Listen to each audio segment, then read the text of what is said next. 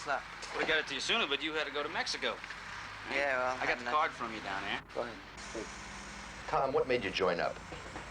Well, ever since I was about 5 years old, I always wanted to go into the military because I felt that the United States has given me, I've lived in a great country, #1, so I figured now I'll pay back some of the stuff that I owe this country.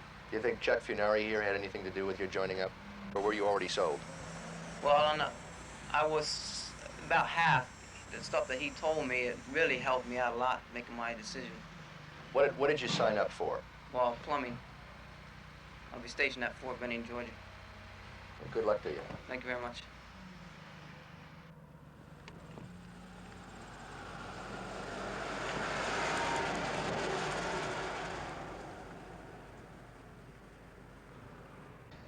Chuck, how many hours a day do you put in and how much territory do you cover? I average about 12 hours a day, covering, I'd say, 150 miles a day, 6 days a week. And how many people do you see? Average about 7 per day.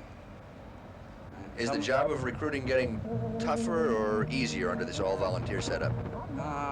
Well, as far as I'm concerned, it's staying the same. You're just switching from one market to another. From the draft motivated to the high school senior, the man who's in college for a year and finds out he'd rather take a break between college and high school, so he just drops out a couple of semesters and then he decides not to go back.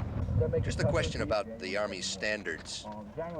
Have they gone down since the all-volunteer Army started? Yes, they've gone up. They went up first and now they've gone down, but we're still looking for the high school graduate. We still have a percentage that we have to maintain above a certain mental category. How about the rejection rate? The rejection rate, well, my rejection rate here is 56% in Orange County. And what was the percentage while there was a draft? The same percentage, because that's what we used. We used the draft rejection rate. That's what determined it, because we had a cross-section of the county. What about the overall...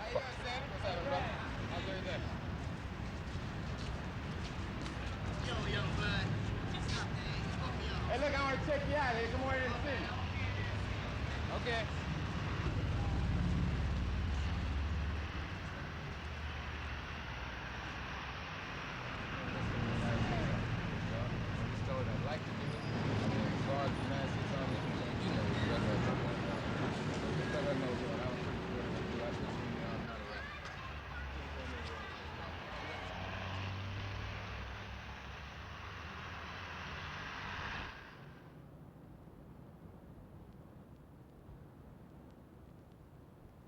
Well, as far as the basic pay, initially going into the United States Army, that doesn't really, it's not like a gift or anything like that.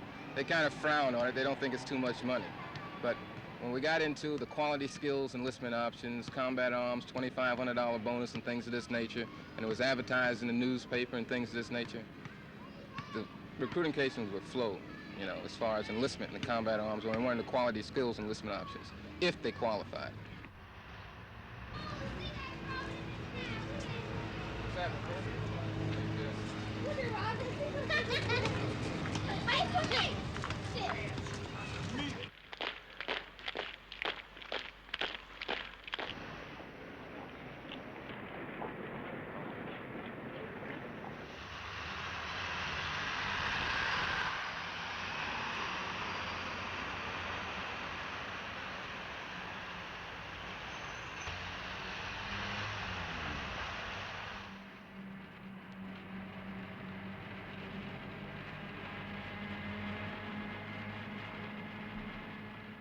In July of 1972, the Secretary of the Army made the announcement that in order to meet the volunteer force, that he felt that they needed to expand the women's services. And he directed that here at the WAC Center and school, we would go from an input of 6,000 per year to 9,500 in a period of 1 year.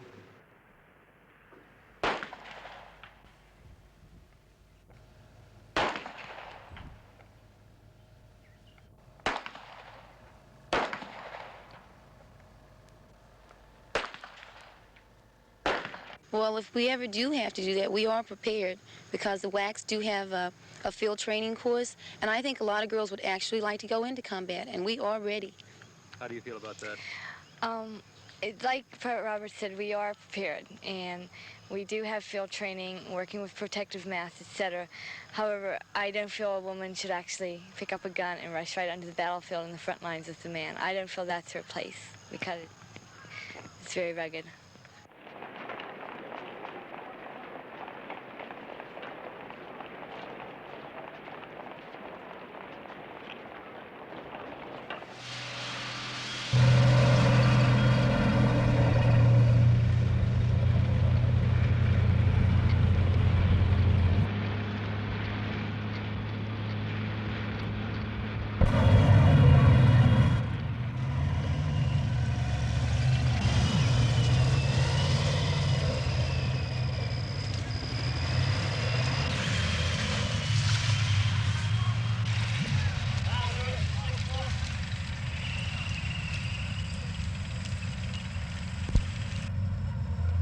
Six 486, this is 28. I'll send 50 down there now. Over. You want 1 or 2? Over. All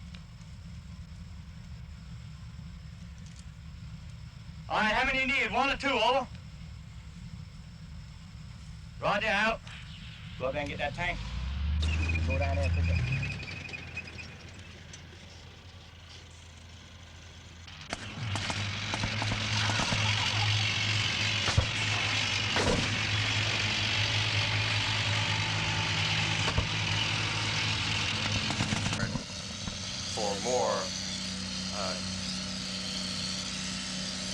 For quicker response time to national emergency.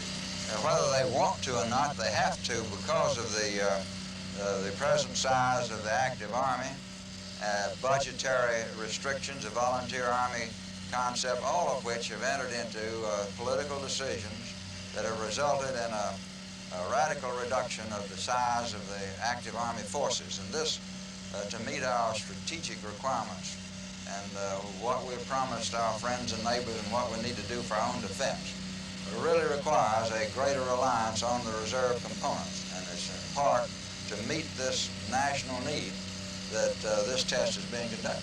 Is Test 2 working? So far, Test 2 is working as well as we had anticipated, if not a little better. It's hard to tell.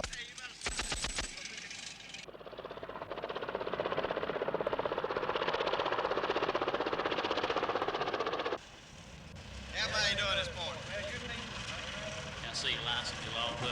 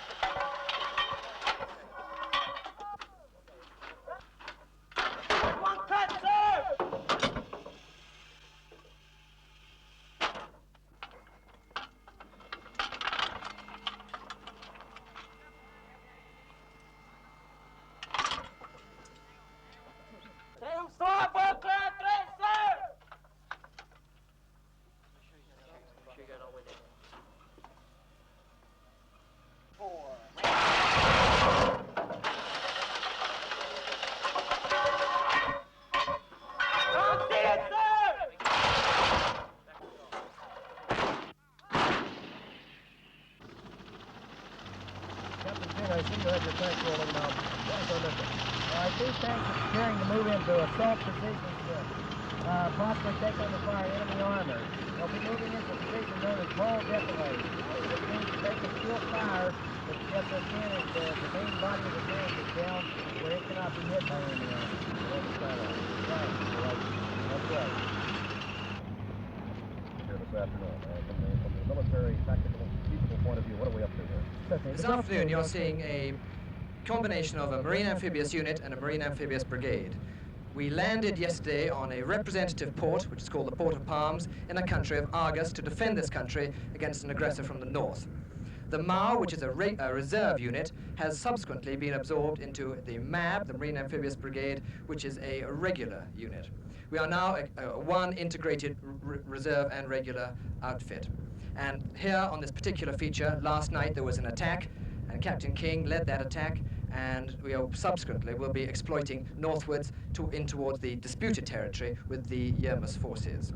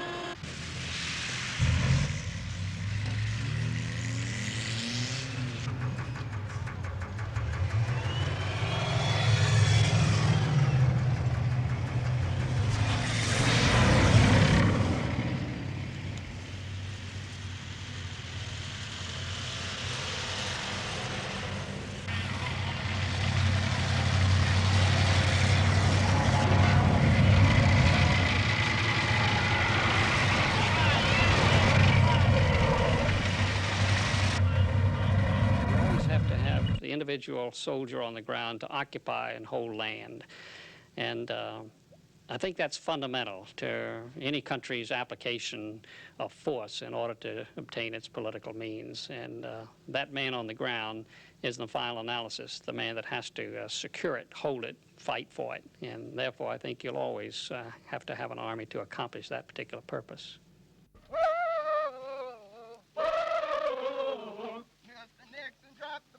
Mr. Nixon dropped the bomb. I don't want to go to Nam. I don't want to go to Nam. Mr. Nixon dropped the bomb. Mr. Nixon dropped the bomb.